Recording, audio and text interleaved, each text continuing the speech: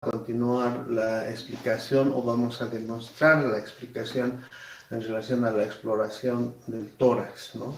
Se les ha dado los fundamentos teóricos básicos, pero hay conceptos y hay maniobras que tienen que quedar claras en cuanto a su explicación.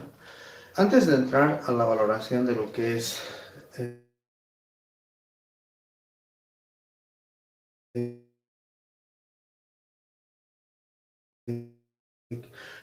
lo que se refiere a auscultación pulmonar, ¿no? Les había indicado la trascendencia de reconocer un murmullo vesicular normal y diferenciar con otros sonidos que en algún momento pueden después ser patológicos. Ejemplo, les decía que cuando nosotros auscultamos buscamos murmullo vesicular. Les recuerdo que el murmullo vesicular es un ruido esencialmente inspiratorio producido por la expansión de millones de burbujas cuando el aire entra durante la inspiración, ¿no? Por lo tanto, en tiempos les dije que la inspiración tiene 3 tiempos inspiratorios y un tiempo expiratorio.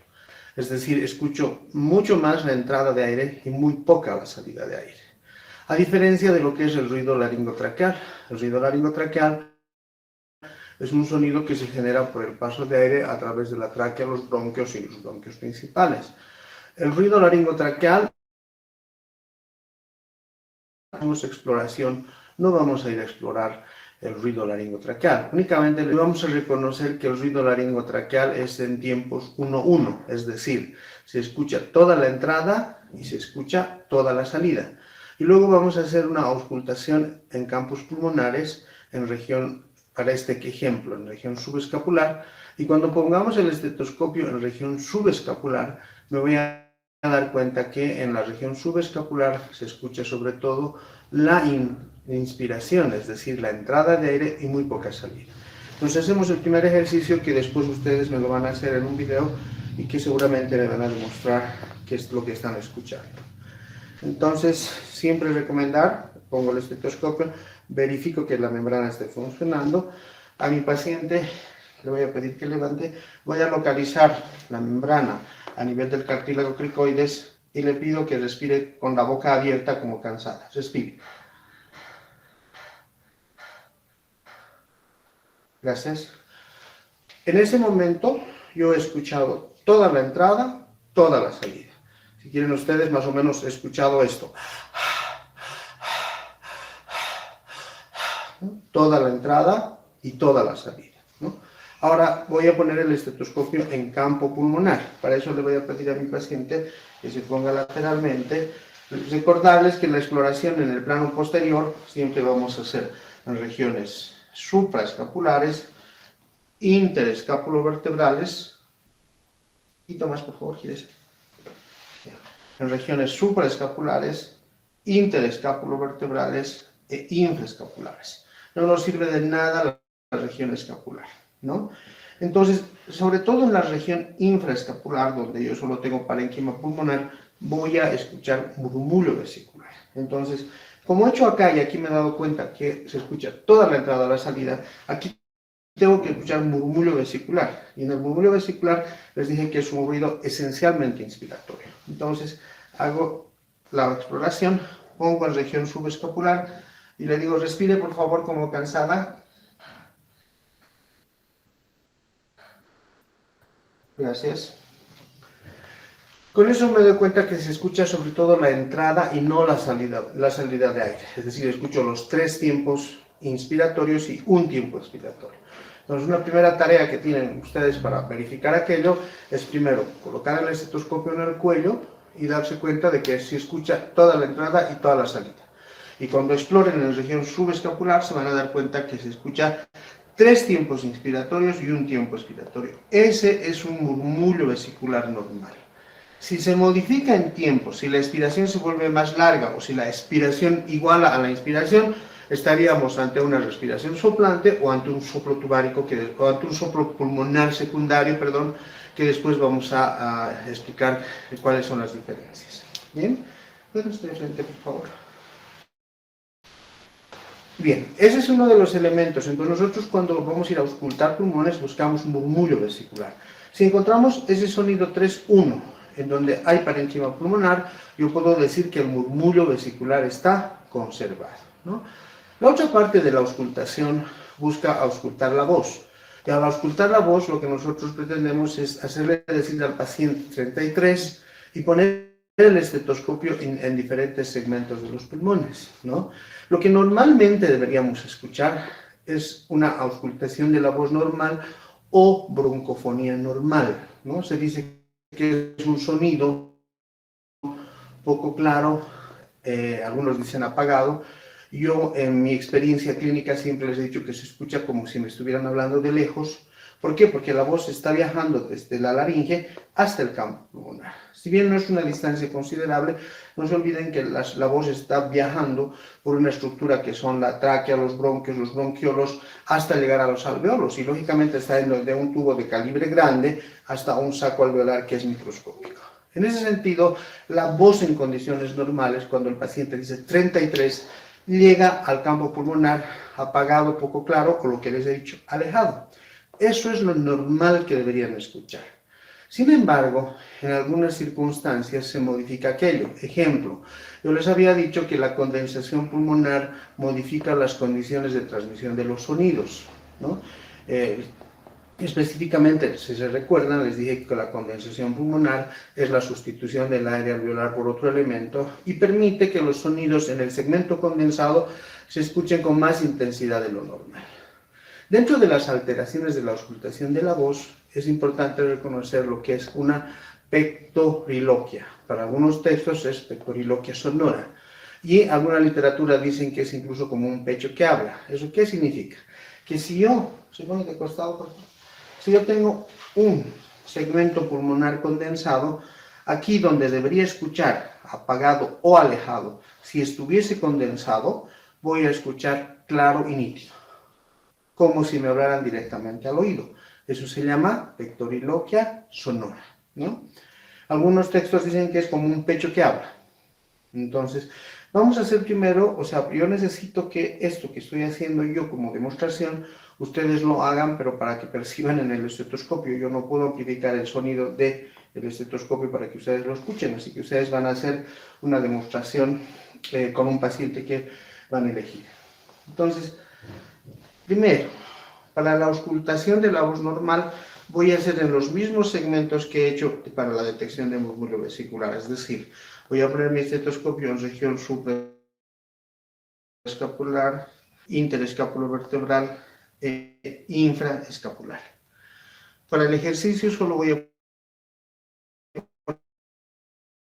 poner en el lado varias veces. Diga 33. 33, 33, 33, 33. Gracias. Cuando el paciente está sano, ese 33 lo van a escuchar, ya les he dicho, poco claro o alejado. Ahora, si mi paciente tuviera una zona de condensación en este segmento, van a escuchar con esta intensidad. Diga 33. 33, 33, 33. Se escucha fuerte como si me estuvieran hablando de aquí. Eso se llama pectoriloquia, ¿no? Y otra de las alteraciones de la voz que auscultamos cuando hay condensación pulmonar o que buscamos cuando hay condensación pulmonar es la pectoriloquia áfona.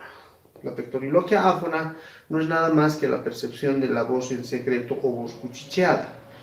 Cuando el paciente está sano, no se percibe pectoriloquia áfona. Es decir, yo en este momento le voy a pedir a mi paciente que diga 33 en secreto,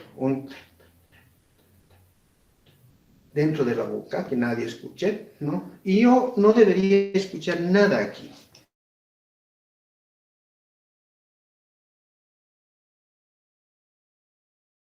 Pero si este en secreto que está pronunciando dentro de su boca, va a llegar hasta la alteración. ¿Por qué? Por la condensación pulmonar.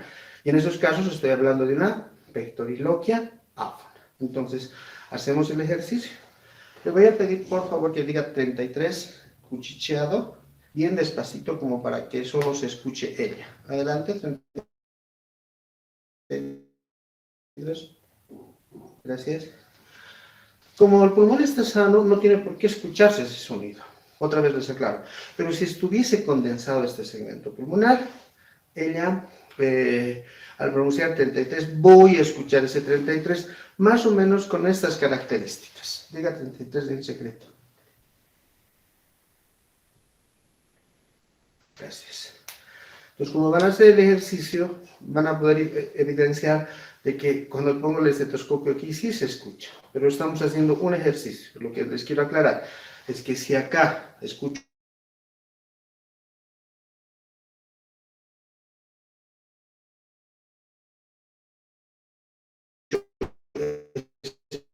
sonido, se llama... Entonces, hablamos de una egofonía. La egofonía no son percepciones aumentadas de la voz como hemos hablado ahora, ¿no? La pectoriloquia y la pectoriloquiáfona son percepciones aumentadas de la voz. La egofonía, por el contrario, es una percepción disminuida de la voz. Es más, la literatura dice con un timbre nasal entrecortada, por eso también se llama voz de cabra o en polichinela, ¿no? Es como decir un 33 con la nariz tapada, pues así, más o menos. 33, 33. Entonces, si mi paciente, póngase de costado, tuviese un derrame pleural y en el nivel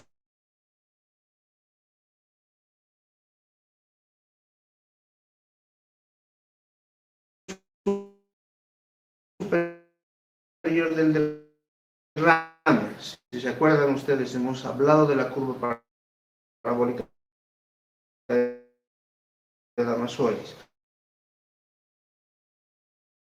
La curva parabólica de Damasolis, ese segmento en la parte inferior de la curva. Entonces, si mi paciente tuviera, les voy a poner mi estetoscopio, perdón, le digo 33, por favor. 33, 33, 33. Entrecortado con timbre nasal, eso se llama egofonía. Póngase de frente, por favor. Bien. ¿Qué otras alteraciones vamos a encontrar a la auscultación de la voz? Hemos dicho los soplos pulmonares, sobre todo los soplos pulmonares secundarios. En relación a los soplos pulmonares secundarios, ¿por qué les he hecho escuchar el ruido laringotraqueal? La definición de soplo pulmonar secundario dice que es la transmisión del ruido laringotraqueal a un segmento pulmonar alterado en sus condiciones físicas. ¿Y cuál es esa alteración de sus condiciones físicas? La condensación pulmonar, ¿no? Y en algunos casos la conformación de una gran cavidad, como se da, por ejemplo, en el caso de un neumotórax. Entonces, los soplos pulmonares secundarios se producen o por condensación o por transmisión. De estos cuatro, tres son por condensación: el soplo tubárico, el soplo pleurítico y el soplo cavitario. Y el soplo que se produce por transmisión es el soplo anfógico, ¿ya? Como voy a primero explicarles para que me entiendan y luego vamos a ver qué características tiene un soplo cuando escuchamos a la auscultación. Le vamos a pedir que se siente de espaldas a la cámara, por favor. Solo para que me entiendan cómo es el tema de la generación de estos sonidos, ¿no? Les decía, vamos a darnos tres situaciones, ¿no? Un ejemplo de una neumonía, un ejemplo de un derrame pleural y un ejemplo de una tuberculosis con cavidad pulmonar, ¿ya? En la neumonía lo que ocurre es una condensación pulmonar. La neumonía, por lo general, es un proceso infeccioso que compromete los alvéolos de un lóbulo pulmonar. La neumonía es lobar, por lo general, asienta en los lóbulos inferiores, ¿no? Y si hacemos de cuenta, primero más o menos voy a dibujar el pulmón acá. Si hacemos de cuenta que el lóbulo inferior derecho se ha empezado a condensar, aquí está ocurriendo un proceso de condensación secundario a una neumonía, porque definitivamente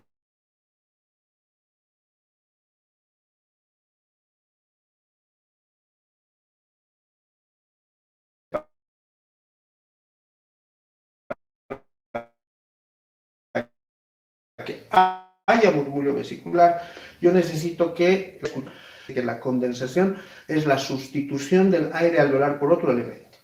Entonces, si tengo un segmento condensado, significa que aquí no hay alvéolos expandiéndose, por lo tanto no hay entrada y salida de aire, pero sí hay condensación. Entonces, ¿qué va a pasar en esos casos no voy a escuchar murmullo vesicular. Sin embargo, la condensación va a hacer que el sonido que se genera acá en el ruido laringotraqueal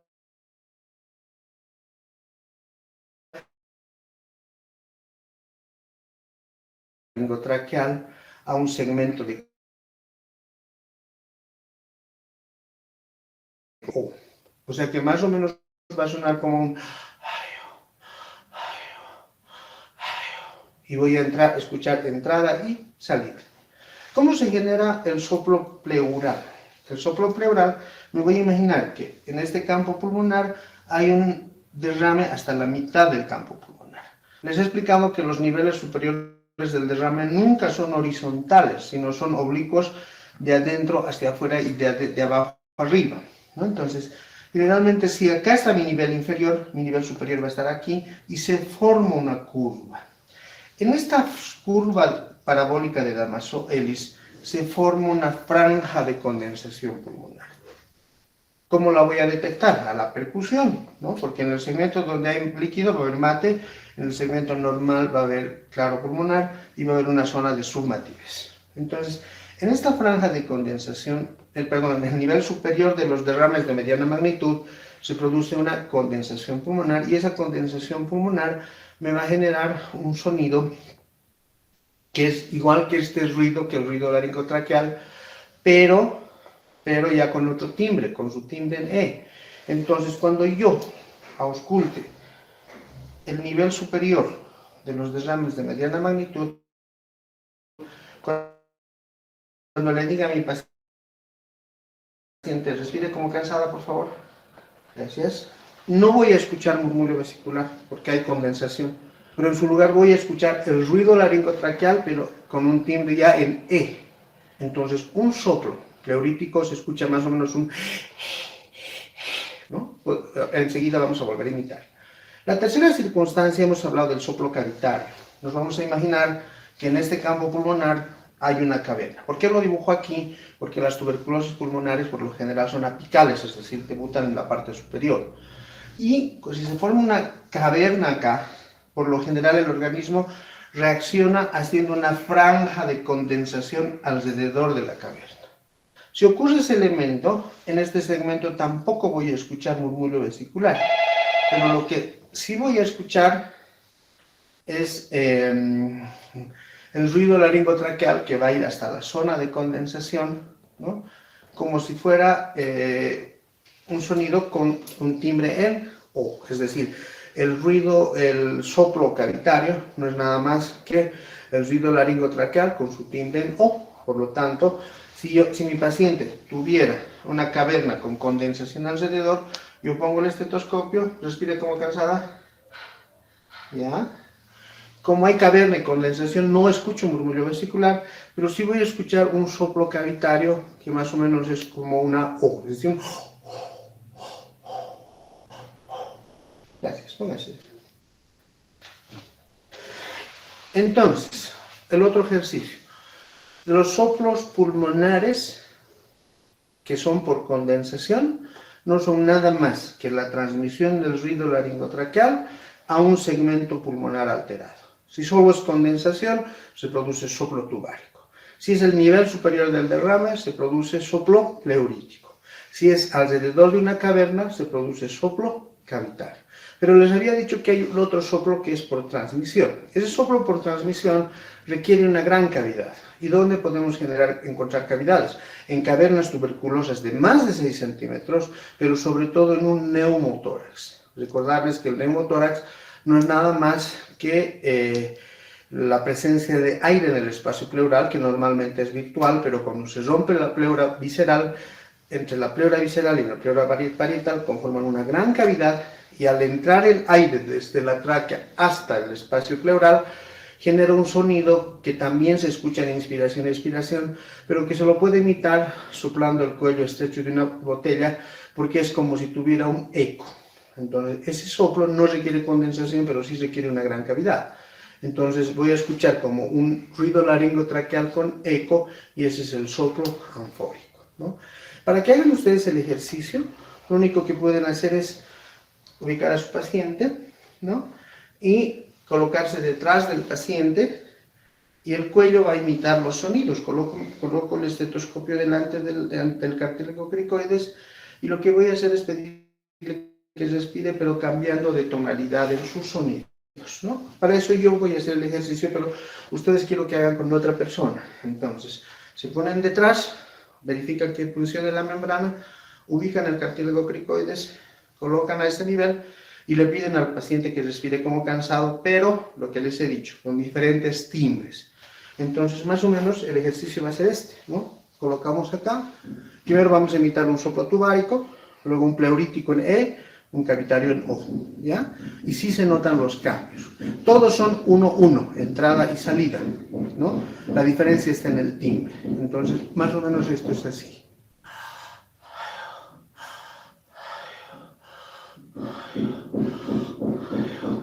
Eso sería un tubárico.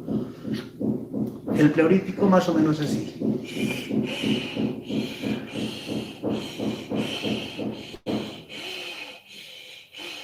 Con la comisura labial lo más cerca de la oreja, otra vez. El aire sale distinto. Y para el cavitario pongo la boca en forma de O, es decir, la membrana aquí, es aquí, y mi boca bien redonda.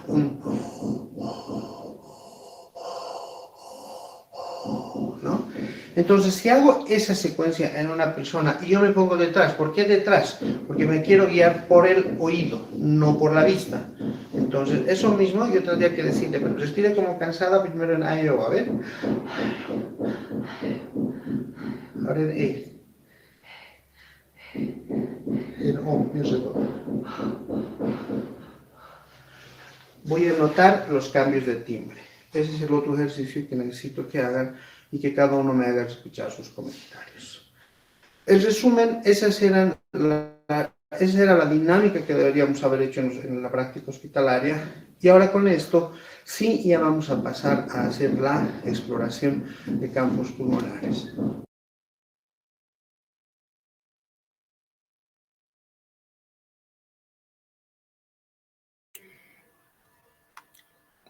Bien, jóvenes, preguntas.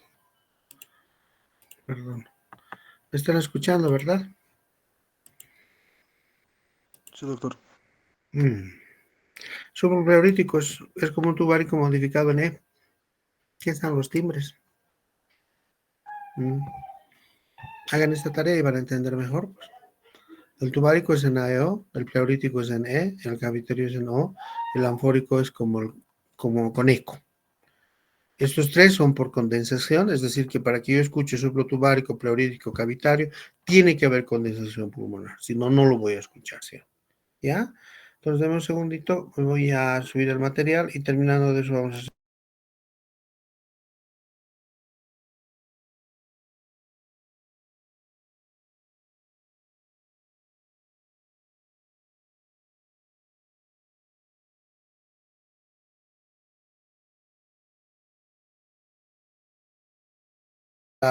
La segunda parte del video, que es lo que... Esta es la parte que tienen que hacer con el paciente, ¿no? O sea, el famoso IPA, inspección, palpación, percusión y auscultación, ¿ya? Así que atiendan, por favor.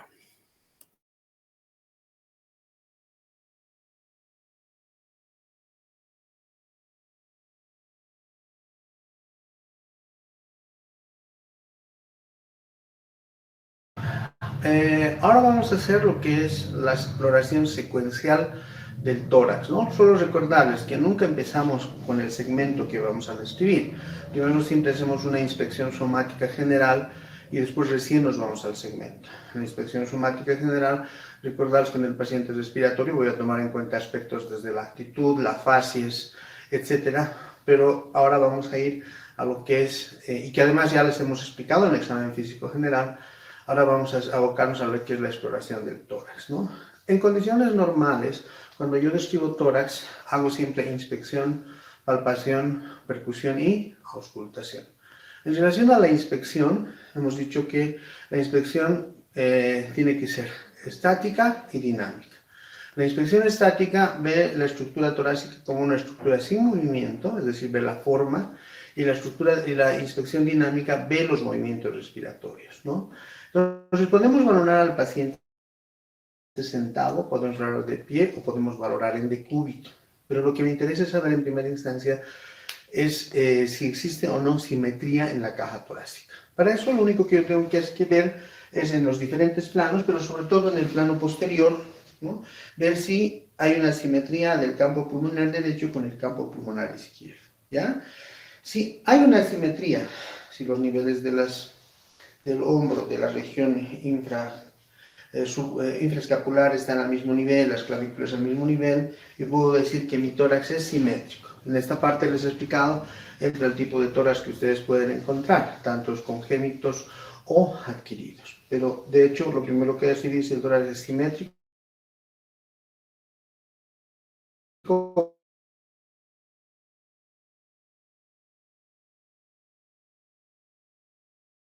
o asimétrico. El tórax abdominal en el sexo femenino es a expensas de la parte costal superior y en los niños es sobre todo abdominal. Entonces, si no encuentro ninguna alteración en mi historia clínica,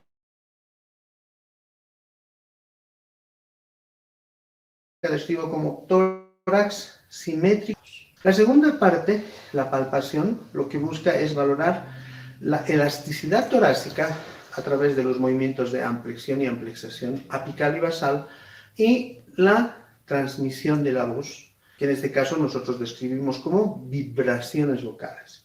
Entonces vamos a proceder a hacer elasticidad torácica, le vamos a pedir que se ponga de pie y se ponga de espaldas, ¿no? Bien, entonces para la elasticidad torácica voy a medir o voy a valorar la amplexación, que es la expansión torácica en sentido transversal apical, y la amplexación basal, y voy a valorar la amplexión, que es la expansión torácica en sentido anteroposterior a nivel apical y a nivel basal. ¿En qué consiste? Voy a poner mis manos, voy a tratar de que vean, por eso es que yo me voy a poner detrás del paciente, pero si hago esto en este momento ustedes no van a ver.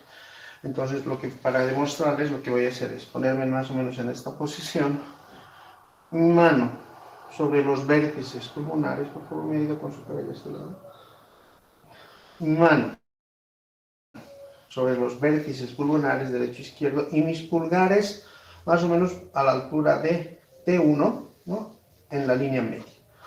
Cuando yo le pida que mi paciente inspire, se supone que estos vértices se van a expandir y el tórax se va a expandir. ¿Qué tendría que producir? La separación de la unión de ambos.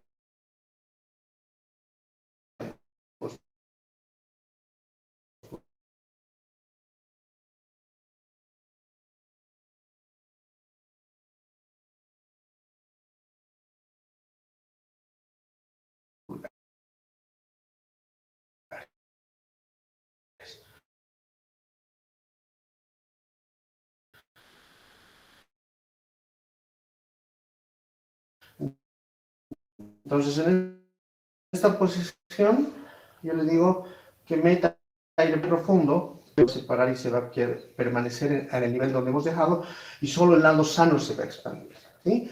En este caso, la amplexación apical estaría conservada. Vámonos a la amplexación basal. Para eso, llevo mis manos de esta forma abierta hasta la región subescapular, mis dedos lateralmente en la pasilla costal y mis pulgares se encuentran en la línea media. Le pido que inhale profundo, mis pulgares se separan, exhale, inhale, exhale, bien.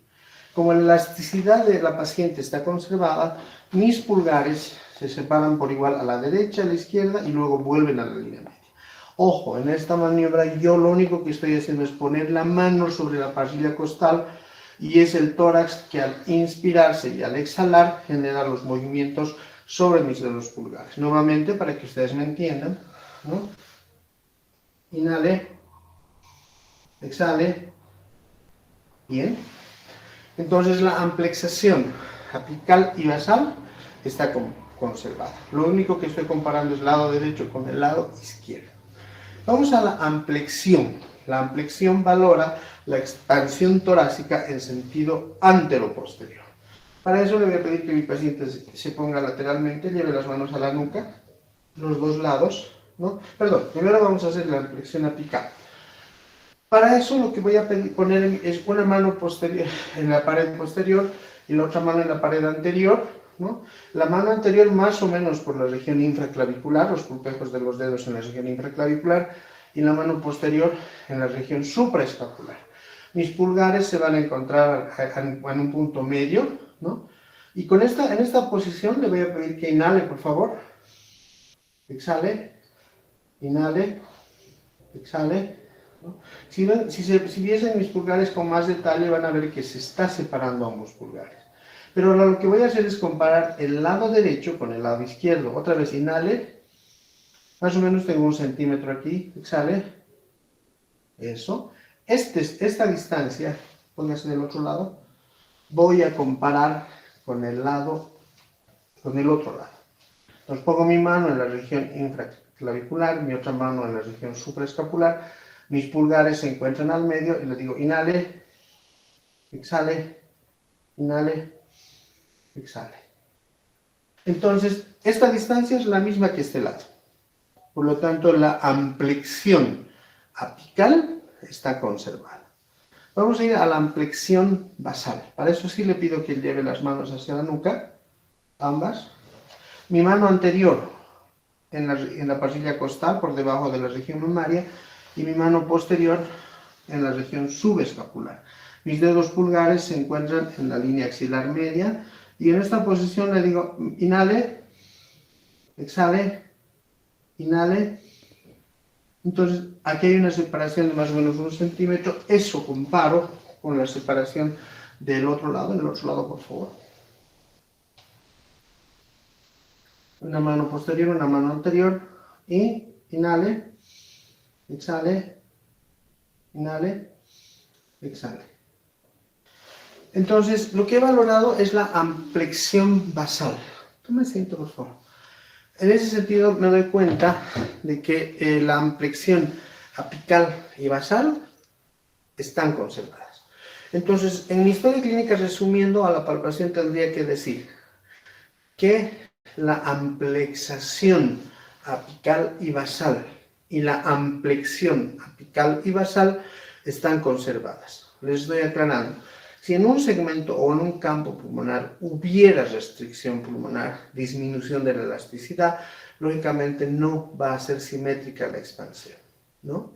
Esa es la primera parte de la palpación. La segunda parte de la palpación es detectar la transmisión de la voz hacia la pared del tórax. Y se llama vibraciones vocales, ¿no? Se pone de pie y se pone de espaldas, por favor. Para las vibraciones vocales, les había dicho que tenemos 3 técnicas, solo recordarles. Con toda la palma de la mano, que se llama técnica de Moneret, ¿no? Con el borde cubital de mi mano, que sería la técnica de H-Horst, y con mis pulpejos de los dedos, que sería la técnica de Granger. Entonces, ¿cómo voy a hacer mi palpación? Tanto en el plano posterior, en el plano lateral y en el plano anterior, ¿no? Ahora en el video estamos haciendo una demostración solo en el plano posterior, pero cuando yo valoro a mi paciente voy a hacer plano anterior, plano lateral y plano posterior. Cada técnica tiene una utilidad. Indudablemente la técnica que más utilizamos es la técnica de Moneret, ¿no? La técnica de Moneret, que es con la palma de la mano. Entonces, yo lo que puedo hacer es ubicarme detrás de mi paciente, otra vez en las regiones donde voy a explorar supraescapular, interescapulovertebral, infraescapular. Entonces pongo mis manos y le pido a mi paciente que diga 33, 33, 33, ¿no? Entonces, por favor, repita 33 varias veces. 33, 33. No tan rápido, otra vez. 33, 33, 33, 33, 33. Bien, gracias. He percibido en literatura una vibración vocal. Ahora, esta vibración vocal, les he aclarado en la clase teórica, Va a variar en función al timbre de voz, no es lo mismo el timbre agudo que grave, es decir, varón o mujer, no es lo mismo en una persona delgada que en una persona que tiene mucho desarrollo muscular, no es lo mismo en un niño que en un anciano, por eso el parámetro de comparación siempre es el lado opuesto, ¿ya? No hay un estándar que diga debo percibir esto igualito en todos estos pacientes, el estándar es el lado opuesto, ¿estamos de acuerdo? Entonces yo puedo hacer primero una valoración con la técnica de Moneret, tanto en el plano posterior, en el plano lateral, perdón, y póngase por delante, y en el plano anterior, ¿no? Puedo hacer ambos, en estos casos. A ver, pido diga 33. 33, 33, 33. 33, ¿no? Esta es la técnica de Moneret. Ahora, existen técnicas complementarias, otra vez de espalda, por favor, que les he dicho que es la técnica de Edgehorst. Por ejemplo, si tengo un paciente que tengo muy poco espacio en interescapulovertebral porque el tórax es estrecho, de pronto ambas manos no entran, puedo utilizar el borde cubital de las manos y hacer la técnica de Edgehorst. Entonces, 33, por favor. 33, 33. Gracias. O puedo ser que quiera focalizar mejor un segmento donde primero considero que hay alteraciones. Entonces, puedo utilizar la técnica de Grancher y hacer a ver 33. 33, 33, 33, 33. Gracias. Entonces, en un mismo paciente donde encuentro signología pulmonar,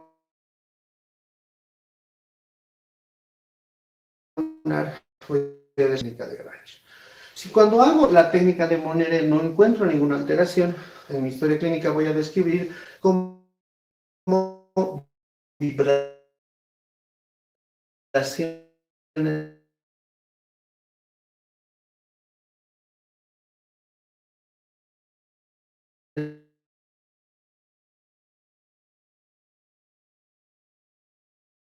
vocales conservadas. ¿No? Aquí hay derrame y aquí no hay, ¿no? En este segmento puede ser que las vibraciones vocales estén abolidas, ¿sí? Entonces,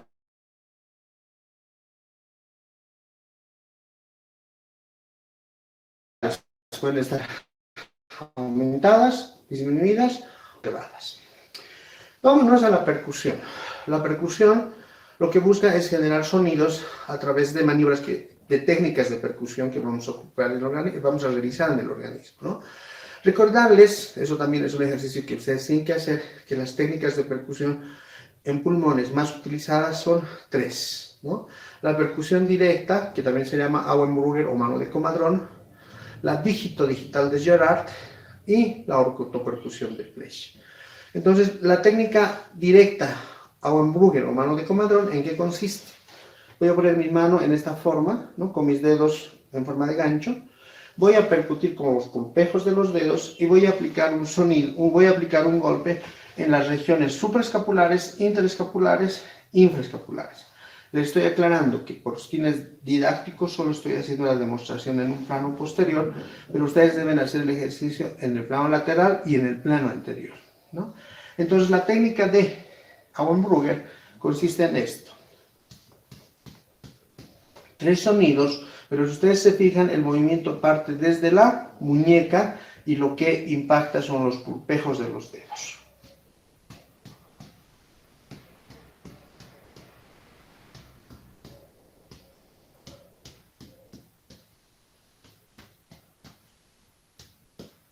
Esa es la técnica de Auenbrugger, ¿no? Está por demás que ustedes tienen que hacer esta exploración en un paciente con el tórax descubierto, ¿no? Un poco difícil con fines del ejercicio, pero cuando ya ustedes acceden a un paciente en el hospital y van a valorar, recordarles que tienen que hacer que el de la cintura hacia arriba esté descubierto el tórax. Lógicamente, la presencia de una polera me modifica el sonido. Entonces, otra vez, la técnica de Auenbrugger. En interescapulovertebral, infraescapular. El sonido que normalmente voy a escuchar se llama claro pulmonar o resonante pulmonar. No puedo escuchar ni mate, que sería patológico, ni timpánico, que sería patológico, ni submate. Si percibo un sonido que no sea claro pulmonar en campos pulmonares, el paciente tiene patología, ¿ya? La matidez es un sonido apagado, propio del hígado. El timpanismo es un sonido hueco, ¿no? Propio de la cámara gástrica. Entonces, en el pulmón no hay ni matidez ni timpanismo en condiciones normales. ¿Qué pasaría si mi pulmón tiene neumotórax y está lleno de aire? En vez de claro pulmonar voy a percibir timpanismo. ¿O qué pasa si hay derrame pleural y está lleno de líquido? En vez de claro pulmonar voy a percibir matides. ¿Sí? Entonces, esa es la técnica de Monnevet. Después de hacer la técnica de Auenbrugger o percusión directa. Después de hacer la técnica directa, vamos a hacer la dígito digital de Gerard. ¿En qué consiste? Solo para fines de demostración. Aplico toda la palma de la mano, pero voy a liberar todo excepto el dedo medio, que sería mi dedo plexímetro, ¿no? Si yo hago pasar algo por debajo de mi mano, no está pegada a la pared. Lo único que está pegada a la pared es mi dedo plexímetro.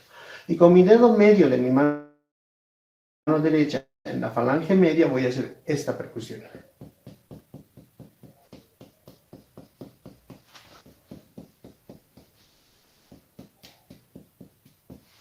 Entonces ustedes pueden hacer el ejercicio sobre una mesa y hasta que se acostumbren. No se olviden que el movimiento sale de la articulación de la muñeca, ¿ya? Esa es la técnica de dígito digital de Gerard. Pero hay un segmento que no voy a poder acceder ni con la técnica de Auenbrugger ni con la dígito digital de Gerard, es el vértice pulmonar. Y para el vértice pulmonar voy a utilizar la ortopercusión de Plesch. ¿En qué consiste? Pongo el pulpejo de mi dedo en el vértice y aquí genero un ángulo de 90 grados entre la falange proximal y la falange media y percuto sobre la falange proximal con el dedo medio.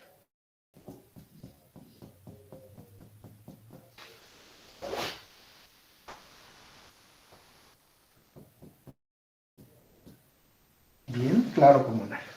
Entonces he completado mi exploración y en este caso, como no he encontrado sonidos diferentes, en mi historia clínica describiré a la percusión claro pulmonar o resonante pulmonar. Entonces, una vez que he hecho inspección, palpación, hago lo que es la auscultación. Al comenzar la clase les he explicado ampliamente, pero con fines didácticos voy a recordarles cómo voy a hacer. Pónganse de espaldas, por favor. Siempre recordando que es supraescapular derecha, supraescapular izquierda.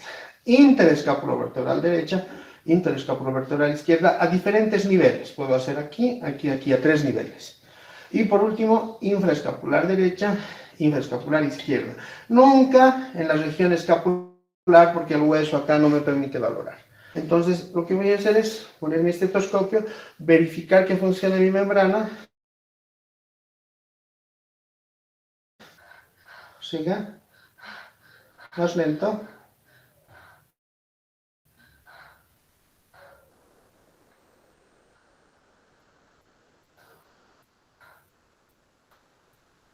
Descansa un poco.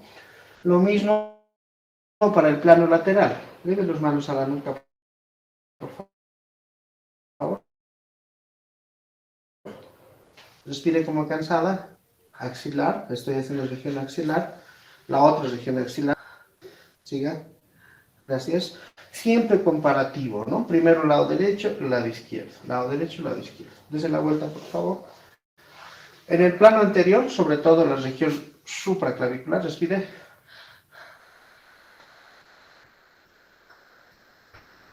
Infraclavicular.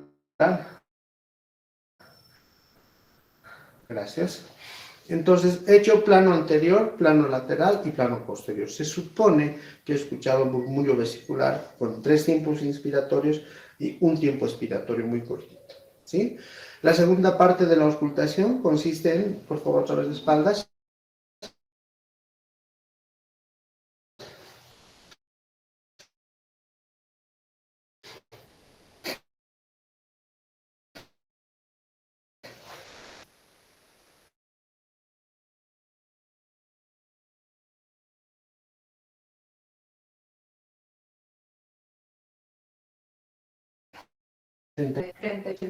Gracias. Entonces se supone que estoy escuchando una voz apagada o alejada. Es normal, ¿sí? Entonces, esto al margen del conocimiento teórico requiere una habilidad práctica que vamos a sustituir haciendo un ejercicio entre nosotros, ¿no? De todas formas, como todavía tenemos que hacer valoración y exploración del corazón. Si hubiera alguna duda, les voy a pedir por favor que cuando hagamos la clase teórica me hagan las consultas correspondientes. Entonces, esta es la parte de exploración de los pulmones con la secuencia semiológica que recomienda la literatura. Gracias.